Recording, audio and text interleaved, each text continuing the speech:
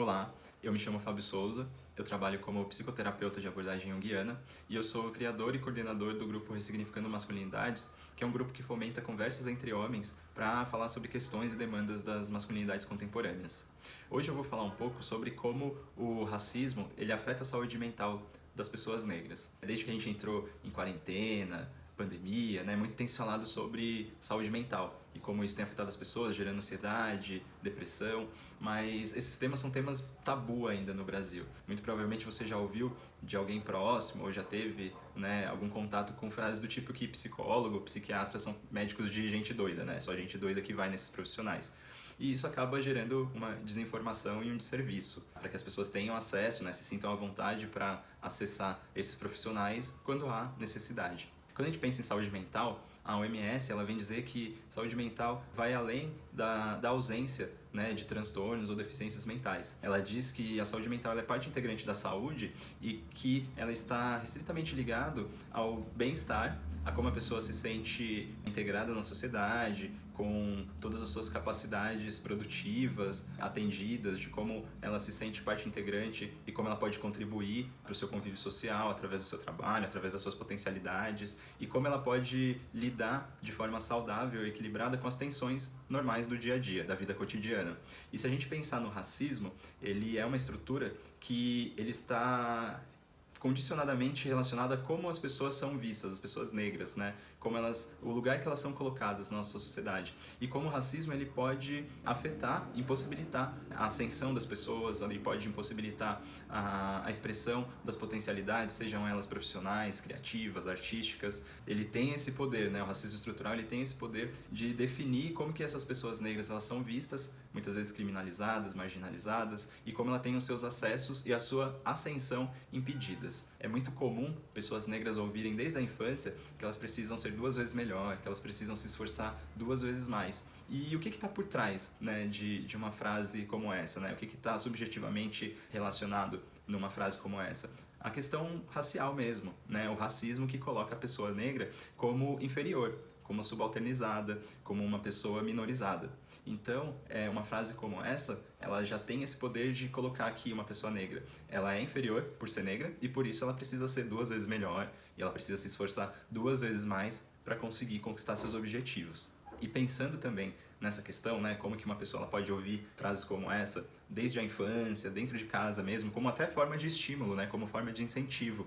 Isso pode moldar a forma como ela se vê, Isso pode mexer com a sua autoestima, uma vez que ela já parte do princípio que ela sempre vai ser inferior e que ela precisa se esforçar muito mais que as outras pessoas para ter as mesmas conquistas. Então, isso pode ter um impacto muito grande em como essa pessoa se vê, em como ela se relaciona, em como ela se coloca nos lugares. Então, essa é uma questão que pode surgir desde do núcleo familiar, por exemplo, só para dar um exemplo de como isso pode se manifestar, e pode atingir também a esfera social.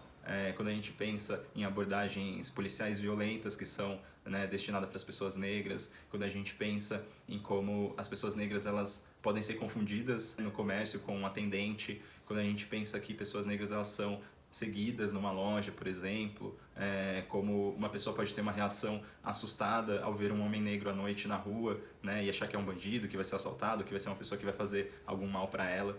Então, todas essas questões são microtraumas que vão sendo colocadas para as pessoas negras que têm essas vivências. E isso mostra muito o imaginário o lugar que as pessoas negras elas ocupam na nossa sociedade.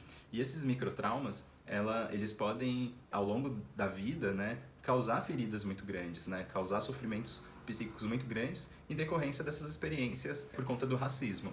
Então, é importante a gente observar como que tudo isso pode afetar a subjetividade e a saúde mental das pessoas negras.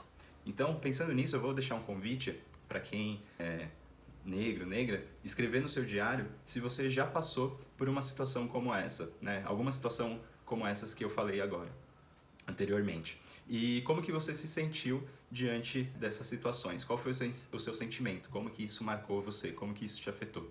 Para as pessoas que não são negras, escrevam no seu diário se você já cometeu alguma dessas atitudes, Se você já julgou uma pessoa negra por conta da aparência dela, seja física, estética, pela tonalidade da cor da pele, se você já fez algum tipo de comentário ou piada, como dizem, por conta da aparência física de uma pessoa negra, ou se você até mesmo já esteve presente, né, em algum comentário, piada como essa, e como que você agiu diante disso, ou se você não agiu, é esse o convite, e que também você coloque como que você se sentiria se esses comentários fossem destinados a você, qual que seria o seu sentimento. E para a gente finalizar, eu vou deixar também o convite para vocês assistirem ao documentário Olhos que Condenam e também ao especial que é apresentado pela Oprah. Estão disponíveis na Netflix, e esse documentário, que ele é uma minissérie baseado em fatos que aconteceram de verdade, como que ele pode, o racismo, né, como que ele pode destruir a vida de pessoas. Esse documentário ele mostra muito isso, assim, como que essa questão racista, como as pessoas são colocadas num lugar de criminosos, né, como o racismo criminaliza as pessoas pretas e como isso tem um forte impacto psicológico na vida dessas pessoas.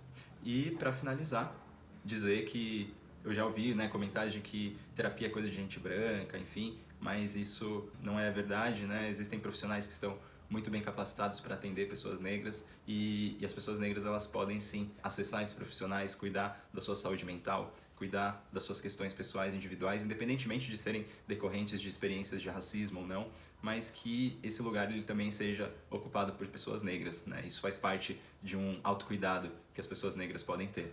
É isso, vou deixar aqui embaixo os meus contatos, qualquer dúvida e questões podem ficar à vontade para me chamar e a gente vai conversar, tá bom? Obrigado, um grande abraço, tchau, tchau.